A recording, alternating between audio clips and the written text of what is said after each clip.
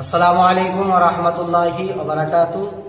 মাদ্রাসা জামিয়া উলুমুল কুরআন কানফালা নবগ্রাম মুর্শিদাবাদ। ইনশাআল্লাহ আমরা টার্গেট রেখেছি যে এটা আমাদের খালি হিফজ দারসগাহ, হিফজ মাদ্রাসা। ইনশাআল্লাহ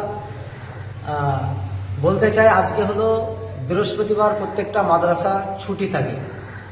তা আমার একটা রিকোয়েস্ট, ইনশাআল্লাহ আমাদের মাদ্রাসাতে যেরকম হয় আপনাদেরকেও যদি সেরকম করেন ইনশাল্লাহ খুব ভালো হয়। কারণ একটাই যে বৃহস্পতিবার যখনই আসবে, একটা ছেলের যখন 1 থেকে 5 পারা হবে কিংবা 10 পারা হবে, তখন এই বৃহস্পতিবার আসলে প্রত্যেক রাত্রিতে মানে সন্ধ্যার পর থেকে রাত 10টা 11টা পর্যন্ত ওই ছাত্রটাকে খাস করে যেন 1 থেকে 10 পাড়ায় পর্যন্ত এক জায়গায় বসে শোনায়, তাহলে এটা সবচেয়ে বেস্ট হবে। এই কারণে যে ছেলেটার ইয়াদ কোনোদিন কমজোর হবে না।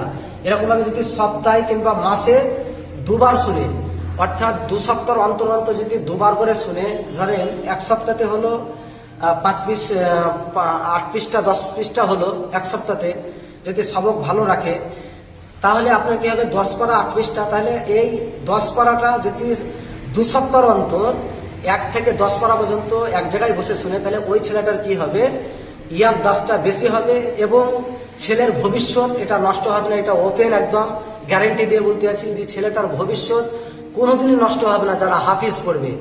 আর যারা গাফলিতে করবে তাদের এ কালো হবে না, পরও কালো হবে না। তাই হাফিজ পড়লে হাফিজের মতো হাফিজ পড়তে হবে, নচেত পড়ার কোনো দরকার নাই।